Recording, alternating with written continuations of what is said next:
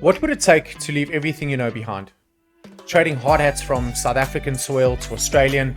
We speak with Natheem from Cape Town, South Africa. He started the journey of wanting to immigrate to Australia. He's now signed his contract, booked flights on a one-way flight over to Australia with him, his wife, and two beautiful children. We're here to speak to him and unfold the journey that they've gone through.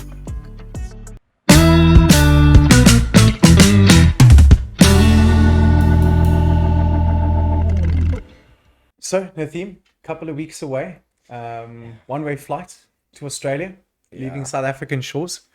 I guess one of the biggest questions for me would be what's going through your mind right now? Excitement, nerves? I would definitely say it's a roller coaster of emotions.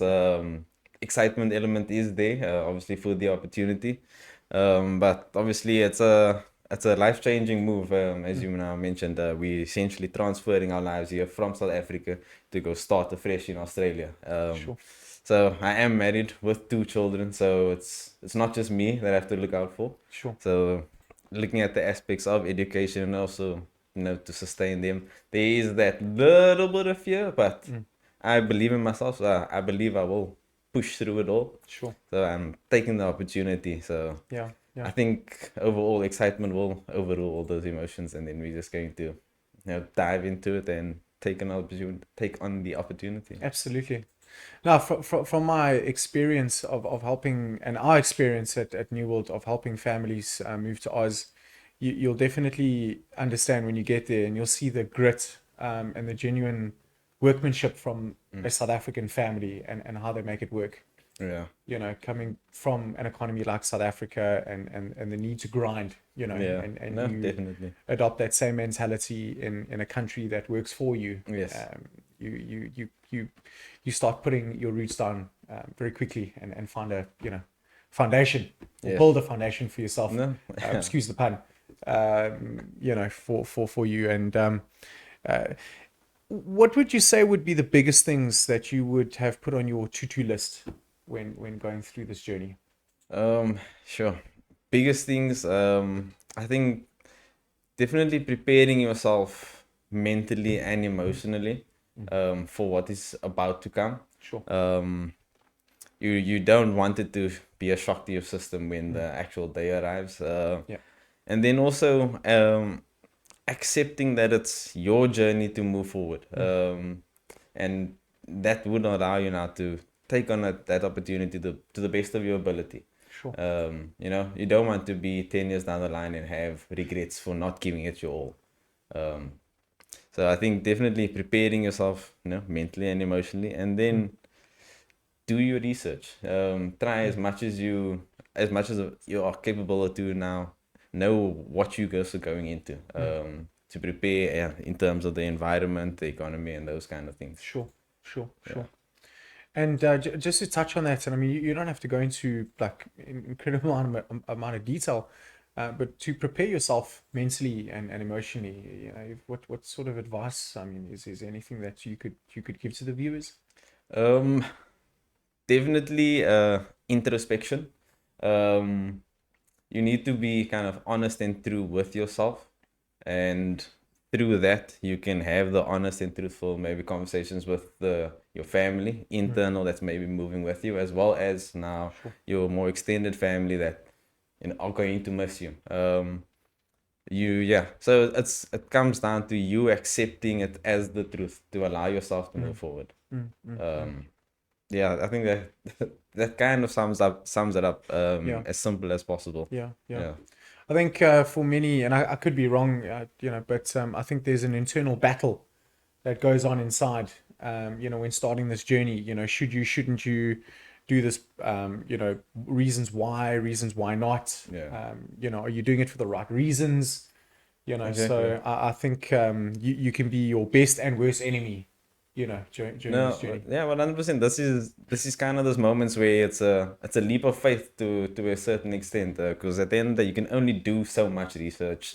You can only be so prepared until you actually experience what's going to happen. So definitely a big leap of faith, but like I mentioned earlier, I truly believe in myself and the character that I am through now my previous work and employment and the relationships I've been able to develop in my industry. I feel I have a decent kind of foundation to proceed forward and build my career even further overseas. What a pleasure. Yeah. No, good stuff. And I'm sure, having your wife backing you every step of the way, has also been a major help. No, definitely. To be honest, she was actually the catalyst to it all. She saw the advertisement saying Australia is looking for people. Why don't we just apply? You know, construction project managers on number 1 on the list. Okay, there's it, number 3 on the list. Just try it. And that's what I did. I just tried, and I don't know. I think I was just fortunate in that sense that the opportunity came my way. Good company, and then through there, you as New World assisted me through it all. And now we're at this point, pretty much 4 weeks away, 4 and a bit weeks away from flying now to Australia and kicking off the journey for real. I can actually remember, that first phone call that you and I had. I think we've got your CV, we've put it forward to a company, and they are looking to have you come in for or going for an interview. And I remember quite specifically there was this little pause, like, and I think you maybe want to ask me, like, Sean, are you for real? Yeah, definitely. I was like, is this real? Yeah. And like, okay, what is my next step? I didn't know how to actually answer that question. Like, you literally calling me and say, hey, they want to interview this Friday, and I was like, it was a big thing for me, but once I got over that moment, then definitely the excitement, I just thought, why not? Shoot my shot. What do I have to lose? Absolutely. Yeah. No, absolutely. And looking at the move over to Australia as a family of 4, I suppose it's a 2-part question, both from a personal and from a professional point of view. What would you say is the most exciting thing that you're looking forward to about moving to Australia? I think definitely the adventure side of things. It's a completely new experience, new environment, new culture. So definitely exploring and understanding, and over and above that, from the more kind of family person, I know my wife has been showing a lot of YouTube videos of all the beautiful museums, the beaches, the play parks, etc. to my kids. So they are ready to get on the aeroplane and go see all the million different animals that Australia has. So yeah, it's gonna be a journey. Yeah. Sure. So yeah, a lot of excitement there. Yeah, and I believe from David and the business that you're going to be working with in Australia, there are a lot of similarities from a professional standpoint. I suppose from a health and safety point of view, Aussie's right up there. But obviously in your industry in South Africa, it has to be right up there. What are the couple of things that you're looking forward to from a professional point of view? So from a professional point of view, so my experience up until now has been kind of main contractor, so doing the actual construction and project managing from that aspect. So what I am excited for is this opportunity now is where I'm now on the client side. Sure. So I will then be representing the client and overseeing the contractor who's building the works in order to protect the client. So being the contractor for those many years, I essentially know what to look out for and the danger zones, or how can I say, all the risks associated. So from now, in order to protect the client, I feel like I'm in a good standing. Sure. And I want to, this is gonna be just seeing things from a different side, and now I can point out problems instead of having to solve them. And over and above that, like just in my research, the work culture seems a little bit more laid back, where I've been informed that my hours can be slightly flexible, so that would allow me now more family time. It would be lovely to take my child to school in the morning and then go to work, then complete my day and then come home to my family. It's interesting. I got off the phone with Riet and Johan Pretorius that had moved to a town in Victoria called Wodonga, and Johan is a butcher. and he's been in retail for most of his career. You're working 12 hours a day, 7 days a week.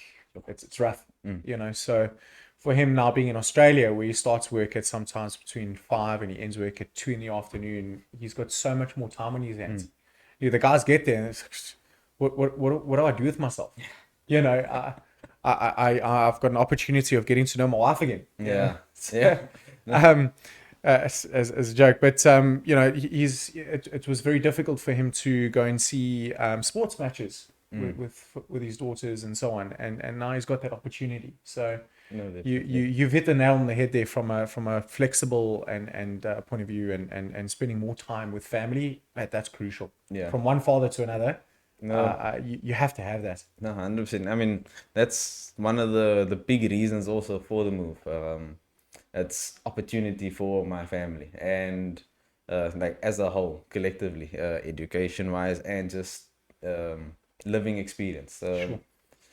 So we're going there and we are looking for kind of better things. So we hope and pray that it plays out the way we envisage it. Yeah. Well, look, knowing your family, I'm pretty sure that you're going to throw everything, including the kitchen sink, at it to make it work, and it will. It will. Yeah. No, I'm certain it will. And looking back at the whole process, was there anything that surprised you about the whole immigration journey? And I don't want to use this as like an advertising question or to try and blow smoke, but pushing that aside about the immigration journey, were there any surprises that come to mind?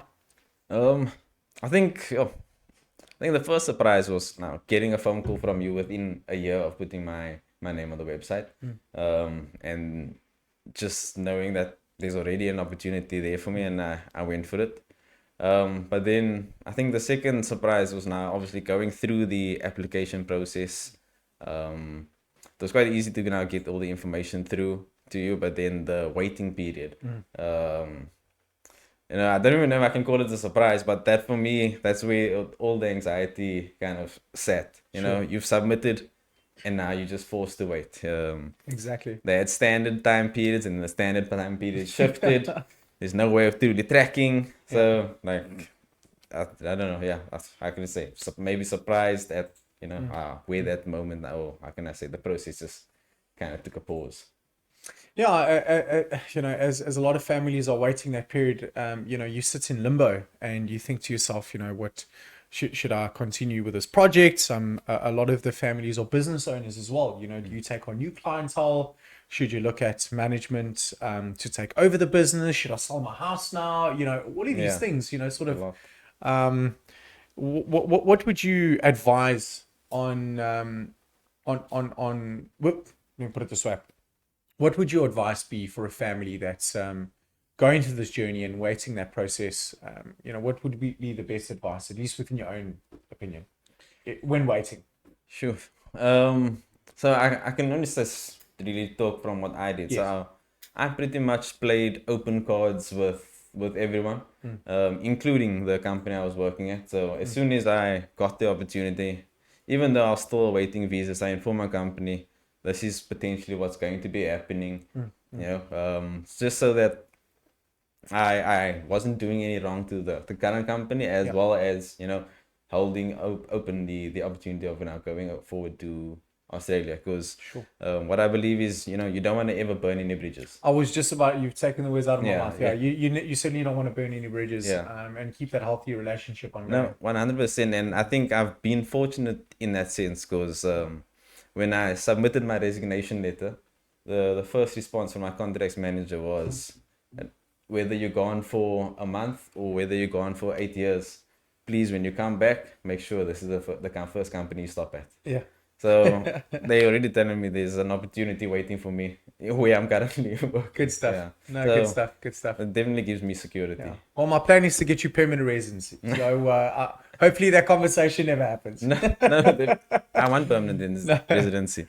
Yeah. No, good. And just on a final point, Natheem, when families are sitting on the fence and looking to immigrate but haven't yet started the process, what could you give any advice to the listeners? And there are thousands of South Africans that they know they can go.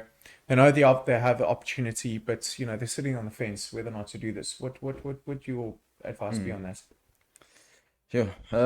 It's a tough question because generally, if you're sitting on the fence, it's more like your mind possibly holding you back from a potential future opportunity. I think they say Cape Townians are clingy, so I think we clingy to our like little city. So I think my advice would be think it through properly and discuss it now with your respective partner or close family members.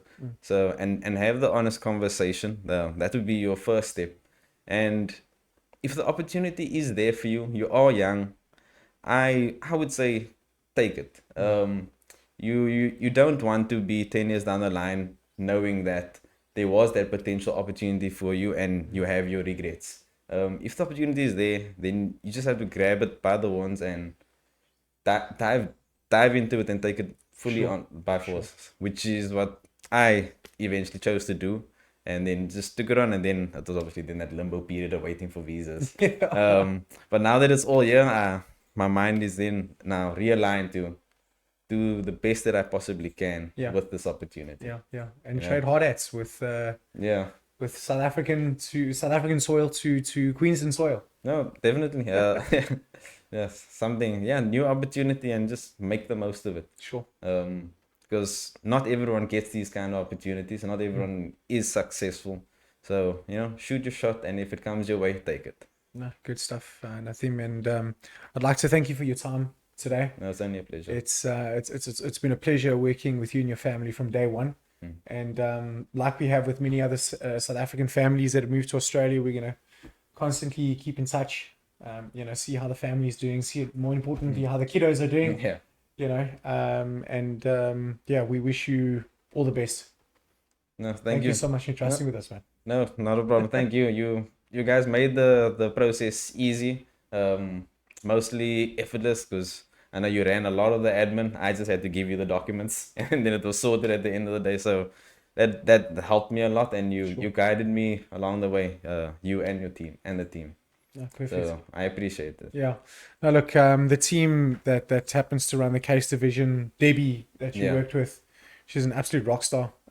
We work very closely with the employers and candidates from South Africa, so it's been incredible. But again, thank you so much, Natheem. No.